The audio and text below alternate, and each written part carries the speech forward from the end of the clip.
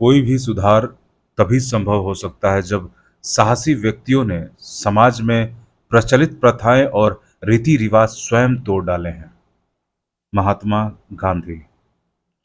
नमस्कार दोस्तों, आप लोग सभी का स्वागत है मेरे चैनल ब्लू टाइज में। दोस्तों, आज का विषय काफी रोमांचक है और साथ ही यह अभी भारत की बढ़ती वैश्विक राजनीति में कद को इंगित करता है, उस पर संदर्भित है। जैसा कि आप लोगों को पता है कि वर्तमान विश्व बहुत सारे युद्धों में उलझा हुआ है, जिसका प्रत्यक्ष और परोक्ष रूप से प्रभाव पूरे विश्व पे पड़ा है। उसी पर संदर्भित आज का हमारा आर्टिकल है। ब्रह्मदीप अलूने जी ने इसे लिखा है और इसमें इन्होंने भारत की कूटनीति को लेकर और जियोपॉलिटिक्स को लेकर बातें कही हैं, बहुत सारी बातें, और लगभग इस इन्होंने सारे आयाम को टच किया है। तो ये आर्टिकल बहुत ही इम्पोर्टेंट होने वाला है। भारत, रूस, अमेरिका, इजराइल और सभी प्रमुख वैश्विक देशों के भारत के साथ साथ संबंध को लेकर। तो चलिए दोस्तों, शुरू करते हैं। भारत और रूस के बीच कूटनीतिक और सामरिक संबंधों की प्रतिबद्धता का सुनहरा इतिहास रहा है। रूस के धूर विरोधी देश यूक्रेन में भारतीय प्रधानमंत्री की यात्रा को संतुलन की संभावना से जोड़ा गया है।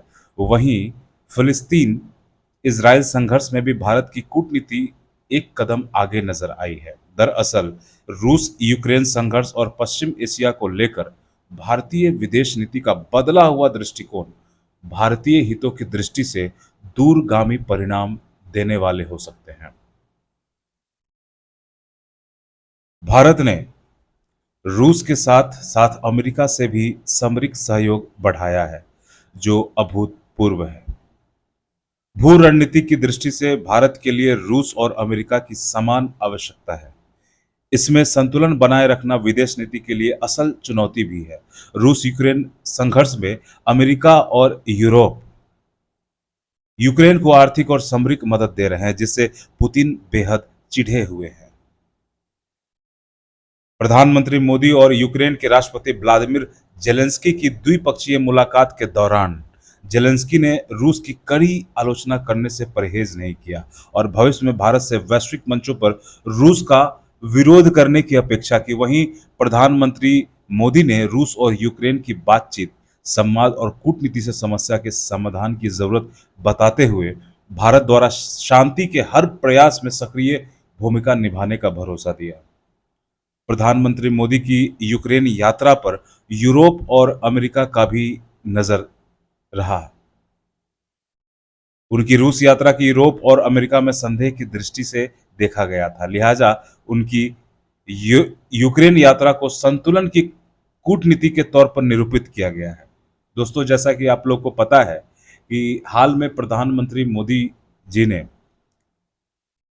रूस और यूक्रेन की दोनों देशों की यात्रा की है, जो पिछले महीने का बहुत ही हाईलाइटेड करंट न्यूज़ था। उसी पर संदर्भित ये आर्टिकल है। एक पहले का वीडियो जो भारत रूस संबंध को है, वो भी इस न्यूज़ की कड़ी में पहला वीडियो था और ये दूसरा माना जा सकता है। तो आप इसके साथ साथ उसे भी ज़रूर सुने, आपकी क्लैरिटी बहुत बढ़ेगी। इसमें ये आगे लिखते हैं कि रूस हमारा पुराना मित्र और बड़ा सहयोगी रहा है। वह मध्य एशिया के सबसे बड़ा खिलाड़ी है। हमारे दुश्मन चीन की सीमाएं रूस को छूती है। पाकिस्तान की सीमा से भी रूस दूर नहीं है। ऐसे में रूस से भारत की मित्रता को वैदेशिक संबंधों की दृष्टि से बेहद महत्वपूर्ण माना जाता है। भारत रूस संबंध चीन पर दबाव बढ़ाने के लिए जरूरी समझे जाते हैं थे, लेकिन अब स्थितियां बदल गई हैं। पिछले करीब 2 वर्षों से रूस यूक्रेन के साथ लड़ाई लड़ रहा है। इस बीच चीन रूस के लिए एक महत्वपूर्ण सहयोगी की तरह सामने आया है। चीन और रूस की बढ़ती भागीदारी अमेरिका के साथ उनकी रणनीतिक प्रतिद्वंदिता से प्रेरित है। वहीं चीन और भारत के बीच सीमा का गहरा तनाव है और चीन अंतर्राष्ट्रीय सीमा रेखा का लगातार उल्लंघन करता रहा है। चीन पर दबाव बढ़ाने के लिए भारत को रूस से मजबूत संबंधों की आवश्यकता है। चीन और रूस से मजबूत संबंधों के बाद भी भारत को यह समझना होगा कि ये दोनों देश औपचारिक सहयोगी नहीं हैं और ऐतिहासिक रूप से एक दूसरे के प्रतिद्वंदी रहे हैं। रूस में चीनी कंपनियों के बढ़ते प्रभाव से रूसी व्यापारी आशंकित हैं और वास्तव में मॉस्को और बीजिंग के संबंध अमेरिकी आधिपत्य को चुनौती देने की इच्छा से प्रेरित है। पुतिन और जिनपिंग लंबे समय से सत्ता में बने हुए हैं और इस स्थिति में बदलाव आते ही अमेरिका से संबंधों को लेकर परिस्थितियां बदल सकती हैं। अमेरिका, एशिया, अफ्रीका, यूरोप में शक्ति संतुलन बनाए रखना चाहता है। पिछले 1.5 दशक में अमेरिका ने एशिया केंद्रित विदेश नीति को मजबूत किया और उसकी आशाओं और रणनीति का मुख्य केंद्र भारत है। ओबामा ट्रंप के बाद बाइडेन भी अब बेहतर समझ चुके हैं कि अमेरिका के वैश्विक प्रभाव को बनाए रखने के लिए किसी कीमत पर चीन, रूस और ईरान जैसे देशों को प्रभाव को सीमित करना ही होगा। इसलिए वे नियंत्रण और संतुलन पर आधारित नई साझेदारियों को आगे बढ़ा रहे हैं और जिससे अमेरिका के सामरिक और राजनीतिक हित सुरक्षित हो सके। अब भारत और अमेरिका के बीच न केवल सामरिक सहयोग मजबूत हो रहा है बल्कि दोनों देश रक्षा औद्योगिक सहयोग के प्रारूप पर भी निरंतर आगे बढ़ रहे हैं। हाल ही में भारत और अमेरिका ने नए रक्षा समझौते पर हस्ताक्षर किए हैं। इस समझौते से दोनों देशों को एक दूसरे के की जरूरतों को पूरा करने के लिए रक्षा उपकरणों और पुर्जों की आपूर्ति में सहायता मिलेगी। ऐसे समझौते पहले भारत और रूस के बीच हुए थे। चीनी प्रभाव के वैश्विक खतरों से निपटने के लिए अमेरिका हिंद प्रशांत क्षेत्र में संभावनाएं तलाश रहा है। इस क्षेत्र में चीन को घेर कर वह उसकी आर्थिक और सामरिक क्षमता को कमजोर करना चाहता है। उसे लगता है कि चीन को नियंत्रित करने के लिए एशिया को कूटनीति के केंद्र में रखना ही होगा। अमेरिका रणनीतिक भागीदारी के साथ आर्थिक और कारोबारिक नीतियों पर आगे बढ़ना चाहता है। इसलिए क्वाड के बाद अब अमेरिका ने इंडो पैसिफिक इकोनॉमिक फ्रेमवर्क की रणनीति पर आगे बढ़ने की बात कही है, जिससे व्यापारिक सुविधाओं के साथ आपसी सहयोग बढ़ाना होगा। चीन को रोकने के लिए क्वाड एक मजबूत रणनीतिक साझेदारी के तौर पर सामने आया है। क्वाड को लेकर चीन सख्त रहा है। वह इसे एशियाई नाटो कहता रहा है और क्वाड की आलोचना रूस ने भी की है, पर वह भारत के सामरिक चुनौतियों को जानता है। तमाम विरोधाभासों के बावजूद भी रूस भारत और अमेरिका के मजबूत संबंधों से आशंकित नहीं हुआ है और उससे भारत की भागीदारी लगातार बढ़ी है। भारत और रूस संयुक्त राष्ट्र G20, ब्रिक्स और SCO जैसे कई बहुपक्षीय मंचों पर निकटता से सहयोग करते हैं।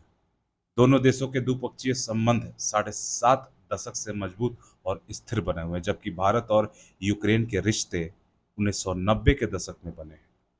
1998 में ऑपरेशन शक्ति के तहत परमाणु भारत ने जब परमाणु परीक्षण किए थे, तब यूक्रेन ने दुनिया के 25 देशों के साथ मिलकर उसका विरोध किया था। अब रूस ने जहां पाकिस्तान से संबंधों को लेकर सावधानी बरती, तो यूक्रेन पाकिस्तान को बड़ी संख्या में हथियार आपूर्ति करता है। कश्मीर को लेकर भी यूक्रेन कई बार वैश्विक मंचों पर पाकिस्तान के मत का समर्थन कर चुका है। इस प्रकार भारत के वैदेशिक कूटनीतिक संतुलन में रूस और अमेरिका से द्विपक्षीय संबंध महत्वपूर्ण है, लेकिन भारत को बहुपक्षीय संबंधों को बढ़ाने की कोशिशों में आपसी संबंधों में जटिलता उत्पन्न हो सकती है। वहीं पश्चिमी एशिया में भारत के आर्थिक और सामरिक हित चुनौतीपूर्ण रहे हैं। इजराइल भारत का सामरिक भागीदार है, जबकि खाड़ी के अन्य देश भारत के आर्थिक जरूरतों के लिए अपरिहार्य हैं। रूस यूक्रेन संघर्ष और इजराइल फिलिस्तीन विवाद महाशक्तियों के भयंकर रणनीतिक प्रतिद्वंदिता से प्रेरित है। ऐसे में भारत के लिए अपने राष्ट्रीय हितों के अनुरूप संतुलन द्विपक्षीय संबंधों पर आधारित रणनीति पर आगे बढ़ते रहना ही बेहतर हो सकता है। भारत को अपनी सामरिक और आर्थिक प्राथमिकताओं को ध्यान में रखते हुए इस जटिल वैश्विक स्थिति में संतुलित दृष्टिकोण पर बने रहने और अस्थायी मित्रों पर भरोसा रखने की जरूरत है। धन्यवाद दोस्तों। दोस्तों, ये था आज का आर्टिकल और ये बहुत ही इम्पोर्टेंट आर्टिकल है।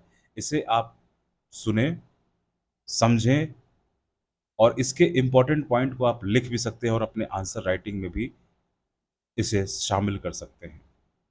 समान समझ को तो ये बढ़ाने वाला है ही, साथ ही ये बहुत सारे आयाम को, लगभग विश्व के सारे समस्याओं और सारे मुद्दों को कवर करने वाला ये आर्टिकल है। इसलिए भारत रूस पर आधारित संबंध पे आधारित और वैश्विक राजनीति में भारत के बढ़ते कद को संदर्भित है। इसे आप जरूर सुने, लिखे, समझे। और दोस्तों, अगर आपको वीडियो हमारा पसंद आ रहा हो तो आप इसे लाइक, शेयर और सब्सक्राइब करना ना भूलें। साथ ही ये कमेंट करके आप बताएं कि आप क्या सोचते हैं इन मुद्दों पर। मिलते हैं दोस्तों हम लोग नेक्स्ट वीडियो में जल्द ही। धन्यवाद।